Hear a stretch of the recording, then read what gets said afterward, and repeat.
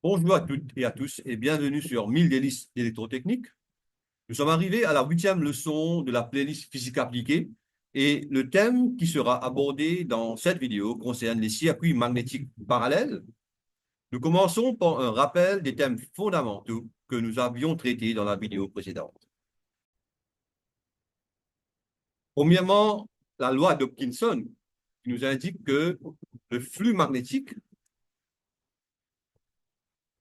égale à la force magnétomotrice, c'est-à-dire la somme des ampères-tours divisé par la réluctance du circuit magnétique. F égale à F comme force magnétomotrice égale à R, et c'est la réluctance fois π, le flux magnétique.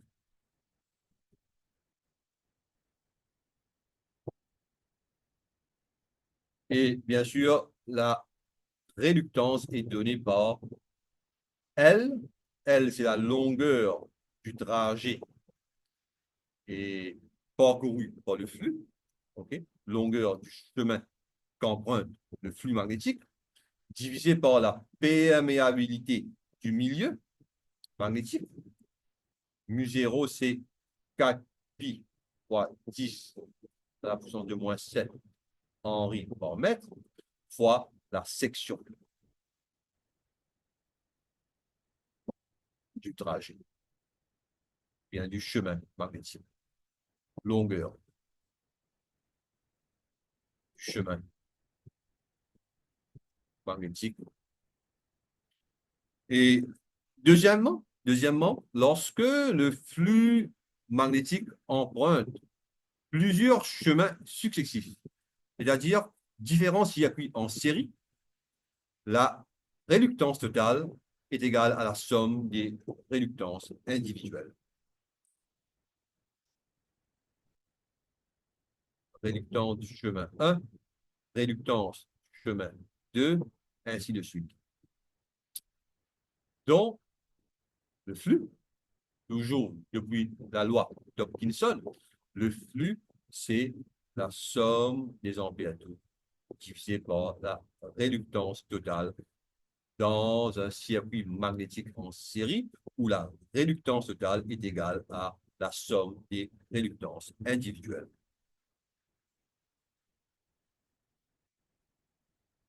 Et nous avons aussi vu comment déterminer les ampères-tours, c'est-à-dire la force magnétomotrice dans un circuit.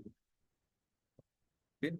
On connaît que la densité du flux magnétique est égale à mu fois H. On parle d'excitation. H, c'est l'excitation magnétique. Et B, c'est l'induction magnétique. Excitation ou l'intensité du champ magnétique. Tandis que B, c'est l'induction magnétique ou la densité du flux magnétique. Donc, H est égal à P sur mu. Et on connaît que pour le solénoïde, c'est-à-dire pour la bobine, avec N spire,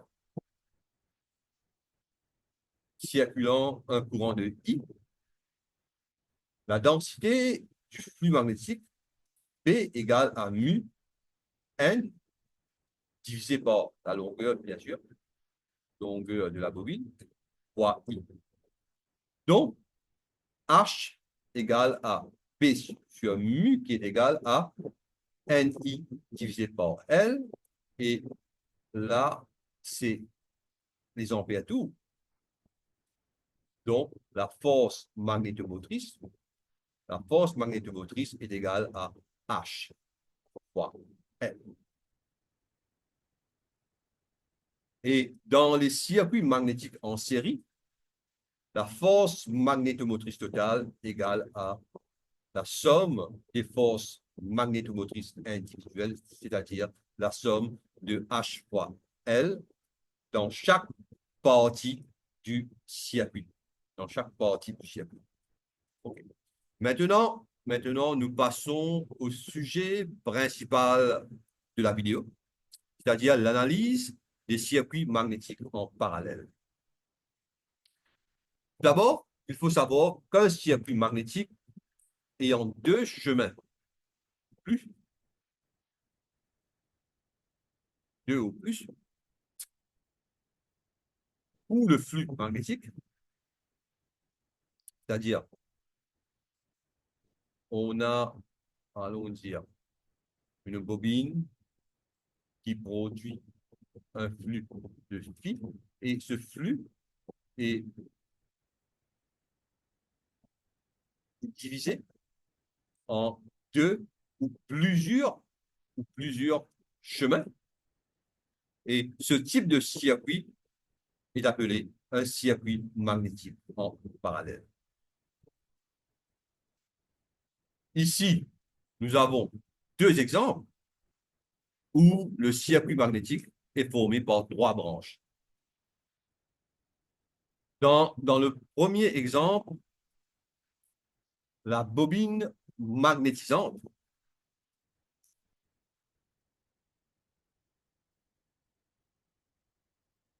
se trouve sur le noyau central et le flux généré traverse le noyau central avant de se diviser en deux ou s'établir dans les parties A, D, B et A, C, B. On peut alors dire que les chemins ADB et ACB sont parallèles.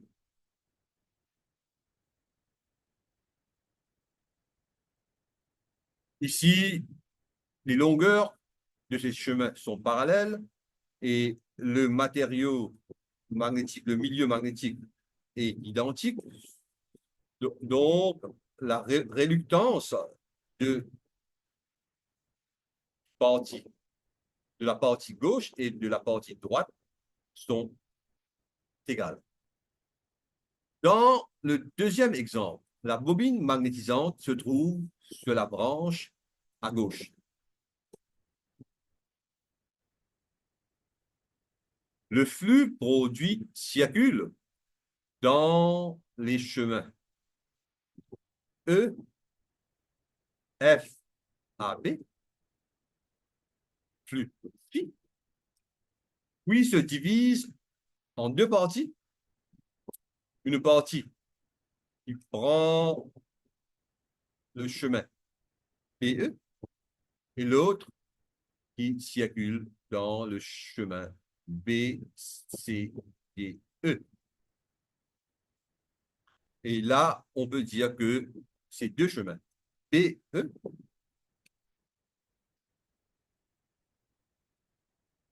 et BCDE sont parallèles.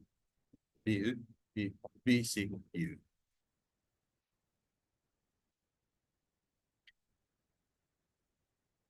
Voilà pour la définition des circuits magnétiques parallèles ou en parallèle. Et maintenant, si passons à l'analyse de ces circuits, et si l'on considère un circuit électrique élémentaire composé d'une source de tension, V, et de deux branches parallèles possédant une résistance de R, ohm, dans chaque branche, ok, depuis la loi des nœuds, on peut dire que I égale à I1 plus I2.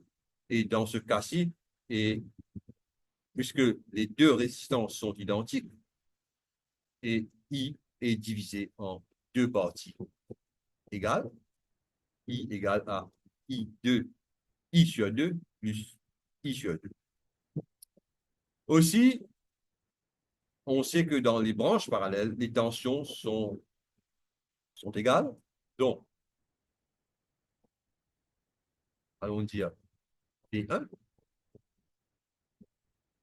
P2, P1 égale à P2 égale à P, qui est égal, d'après la loi, selon la loi d'Ohm, au courant traversant dans une des branches fois la résistance, donc I sur 2 fois R.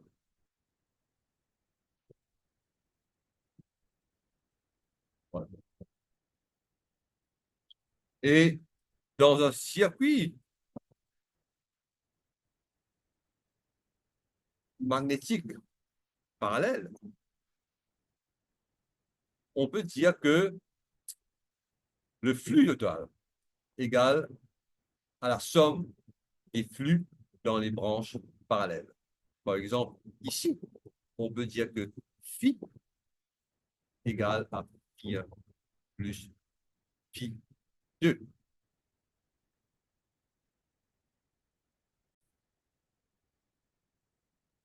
Ceci est une application directe, allons dire, de la loi des nœuds. Et ensuite, en appliquant l'analogie avec la loi des mailles, la force magnétomotrice est la même dans les branches parallèles. C'est-à-dire, ici,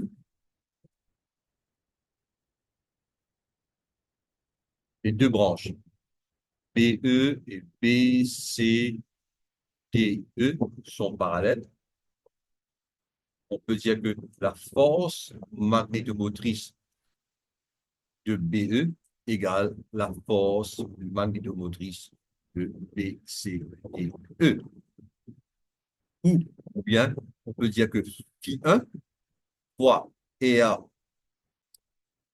BE, la réductance du chemin magnétique BE égale à phi 2 fois la réductance du chemin BCDE.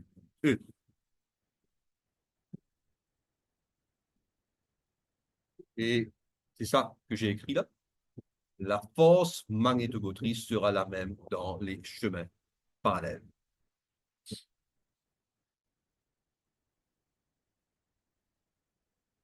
Dans, dans notre premier exemple d'analyse,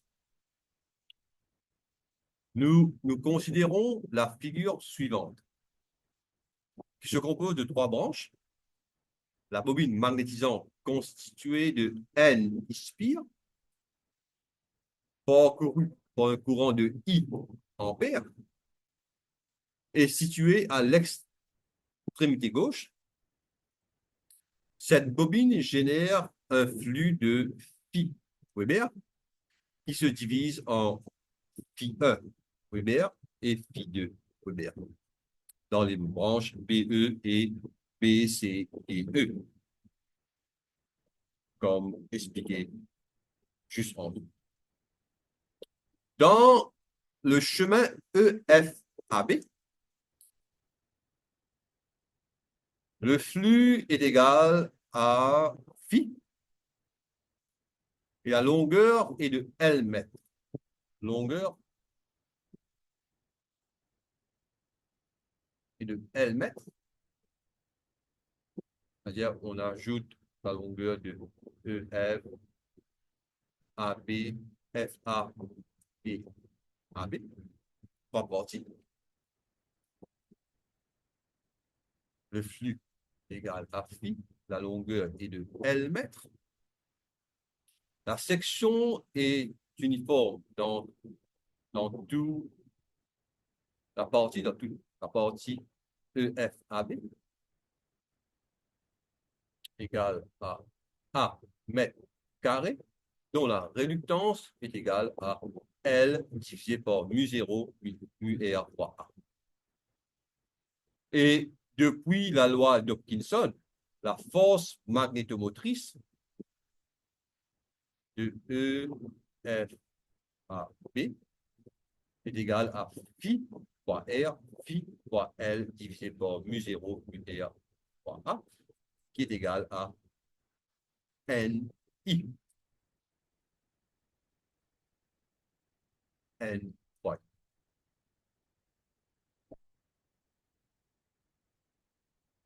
Dans le chemin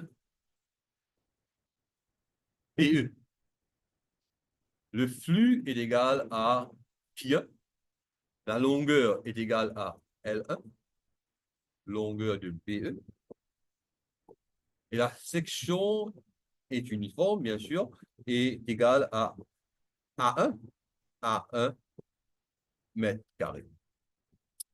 Donc, la réluctance R1, bien RBE, est égale à L1 divisé par mu0, mu R fois A1. Et la force magnétomotrice de la partie BE est égale à phi1 fois R1, phi1 fois L1 divisé par mu0, mu R fois A1. Pour le chemin BCDE, en suivant la même logique, la réluctance est donnée par R2 est égal à L2, longueur de BCDE, divisé par mu0 et A2, où A2, c'est la section de la partie BCDE. Et maintenant, nous pouvons dessiner, allons dire, le circuit électrique, entre parenthèses, circuit électrique équivalent du circuit magnétique. Et on a notre source de tension, allons dire, N fois I, ampère tour. La partie B, E, A, B, C, D, E, F. La partie E, F, A, B, la réluctance, c'est R. La partie PE, on a un flux de phi1 avec une réluctance de R1.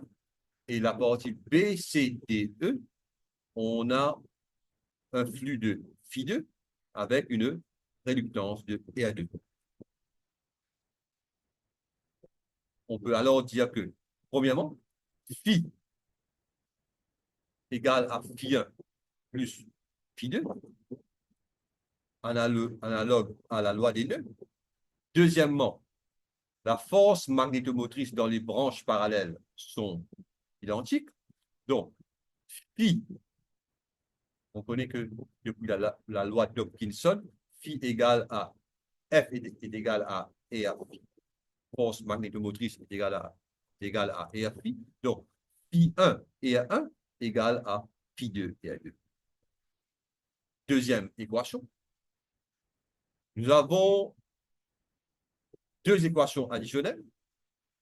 Si on considère la maille, allons dire maille 1, on peut dire que NI est égal à phi R plus phi 1 et 1.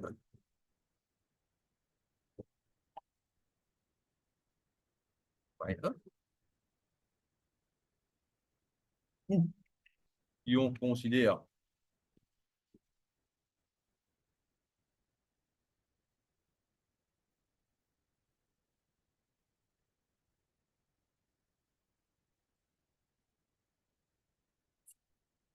maille 2,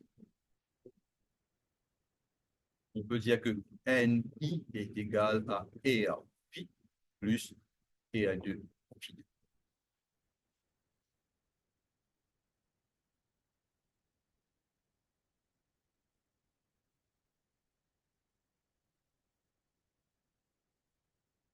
par la souris.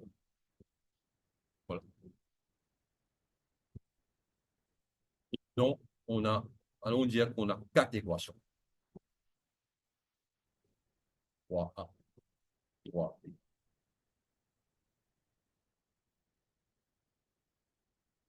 Dans notre deuxième exemple d'analyse, nous considérons un circuit magnétique composé de trois branches avec la bobine magnétisante placée sur le noyau central. Cette bobine génère un flux de phi Weber. Le flux se divise en deux parties égales, phi sur 2, phi sur 2, car les chemins A, D, B et A, C, B sont identiques en longueur et en section. Cependant, le chemin AB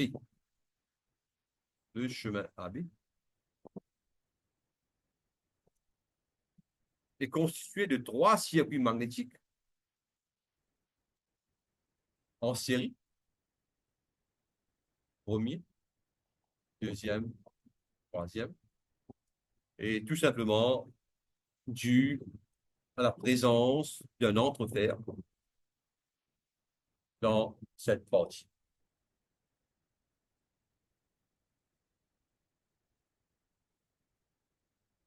Considérons le chemin AB.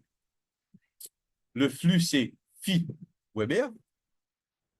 La longueur moyenne de AB est égale à L mètres. La longueur, ou même on peut parler d'épaisseur de l'entrefer, LE mètres. Et puisqu'on sait que dans un circuit magnétique, dans des circuits magnétiques en série, la réluctance totale est égale à la somme des réluctances. Réluctance équivalente en matière égale à la somme des réluctances individuelles. Et on peut dire que pour la partie en fer, la longueur, c'est L moins LE, L moins la longueur de l'entrefer. Donc, la réluctance de cette partie est égale à la L moins LE divisé par mu0, mu R, fois la section. Alors que la réluctance de l'entrefer est égale à LE divisé par mu0, pas de mu R, parce que le milieu magnétique, c'est l'air, mu0 fois A. On oublie les effets, ce qu'on appelle les effets de frange. Lorsque le flux magnétique passe dans l'air et il y a comme une courbure, et ce qui augmente la section, on va ignorer ça. OK? On assumera que tout le flux magnétique passe dans la même section, c'est-à-dire 1 mètre carré. Donc, cette partie, la force magnétomotrice, pardon, est égale à NI, la somme des ampères tours, et ceci est égal à phi fois la réductance équivalente de RAB. Pour les chemins ADB ou ACB, où le flux est de phi sur 2 dans chaque branche, la longueur moyenne de ces chemins est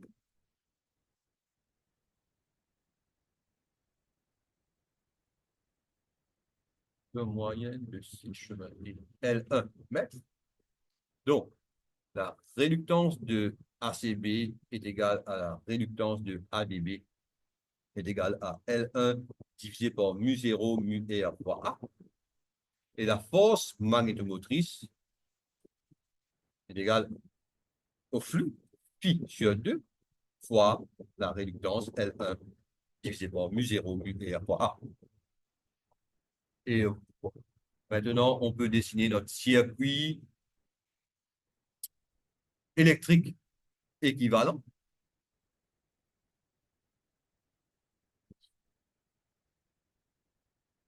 Dans le noyau central, on a notre source, allons dire notre source d'ampérature, NI, avec deux réductances, réductance de la partie en fer et la réductance de l'entrefer. Et dans chaque branche, on a un flux de phi sur 2 avec les réductances correspondantes qui sont égales dans cet exemple. Donc, phi égale à phi sur 2 plus phi sur 2. Et dans les branches parallèles, et les forces magnétomotrices sont égales, phi sur 2, phi 1 et 1 est égal à phi 2 et 2, force magnétomotrice selon la loi de Hopkinson. Donc, phi sur 2 fois R ADB est égal à phi sur 2 fois R ACB. Et si on considère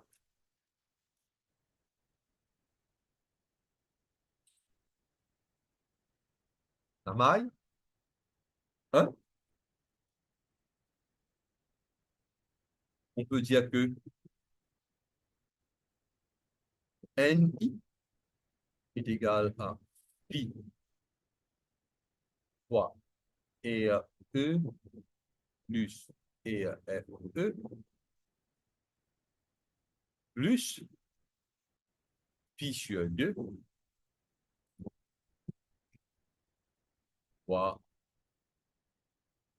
RADB.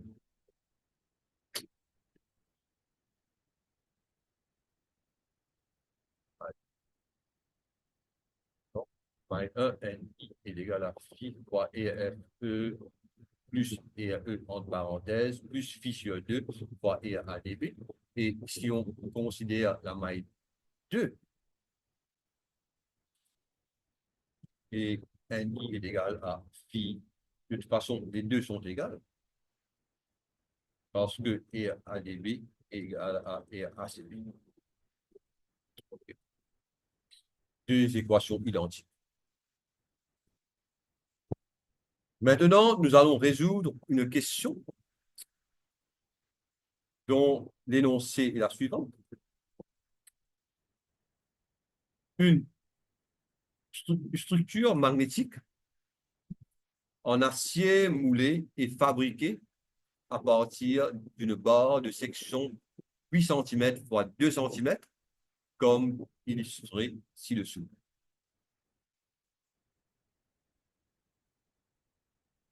Déterminer le courant I circulant dans la bobine de 500 spires afin de produire un flux de 2 milliweber dans le bras droit. Donc, J2 égale à 2 milliweber. 2 fois 10 à la puissance de moins 3 Weber. Muer est égal à 600 et les fuites magnétiques sont négligées. Bon. Les fuites magnétiques désignent simplement le fait qu'une partie, prenons l'exemple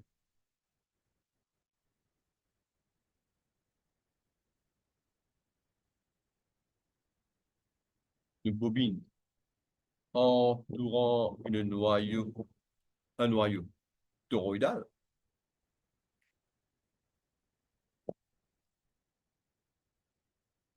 Normalement, le flux doit circuler dans le chemin, comme ça. Mais dû au flux magnétique,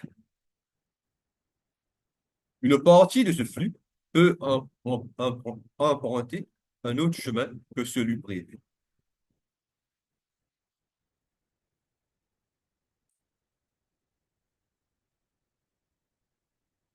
Car le flux magnétique traverse l'air assez facilement. En fait, on n'a pas d'isolant magnétique. Parfait. Voilà en ce qui concerne les fluides magnétiques.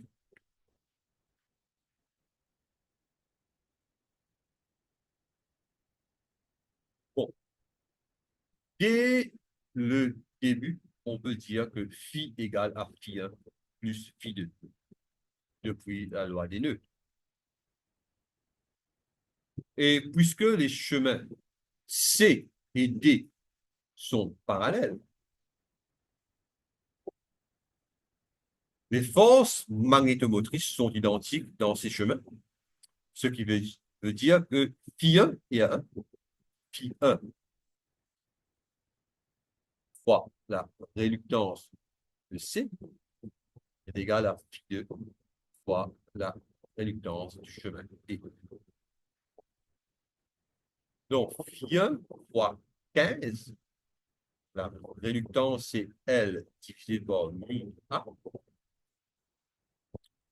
Phi 1 est égal à, non, pardon, phi 1 et 1, c'est phi 1 fois 15,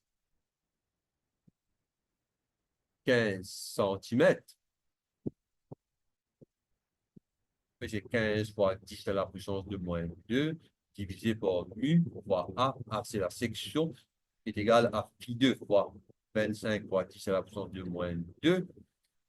Les 10 à la puissance de moins 2 s'éliminent, divisé par mu fois A.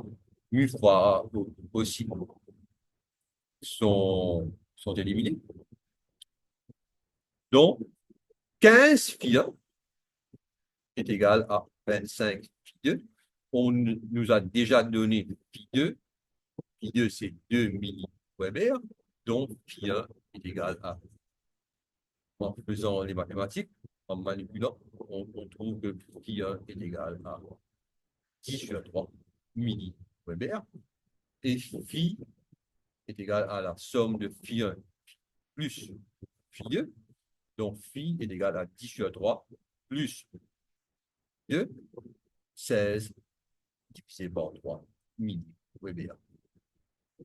On peut maintenant dessiner le circuit électrique équivalent. On a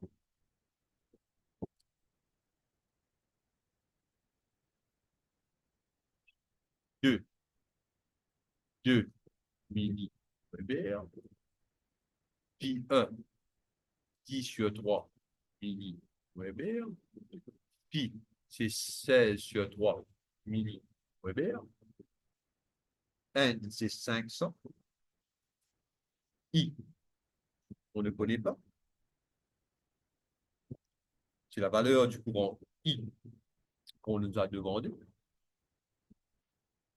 déterminer le courant.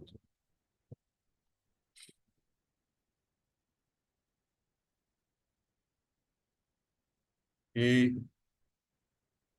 R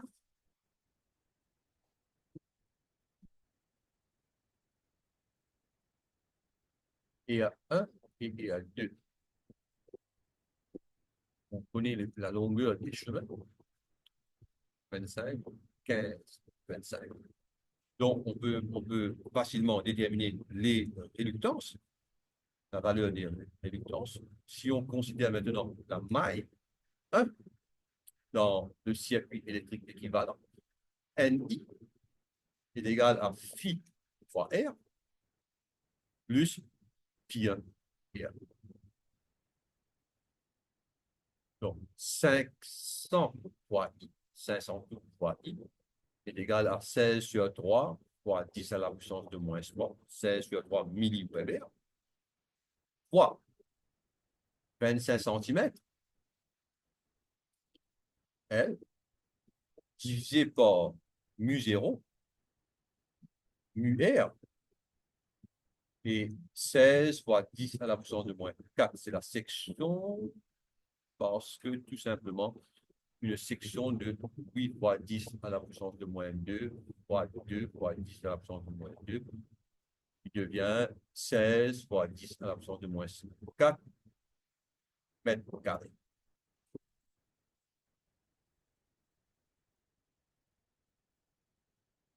Donc, voilà la première partie de l'équation. Ni est égal à phi r. Et puis, on a pi1. Pi1, c'est 6 sur 3 milliweber. La longueur, c'est 15 cm, divisé par 4 pi mu0, mu r, fois 16 fois 10 à la puissance de moins 4 mètres carrés. La section reste inchangée. On obtient 1519,7 ampères tout, arrondi à une décimale, et la valeur de I, c'est 3,04 ampères, arrondi à deux décimales. Je crois que la leçon est terminée, et j'arrête le partage. Et j'espère que la vidéo vous a plu et que vous avez compris comment calculer les réductances, les flux magnétiques, les ampères-tours et les courants magnétisants. Je vous dis au revoir et à bientôt pour notre prochaine vidéo.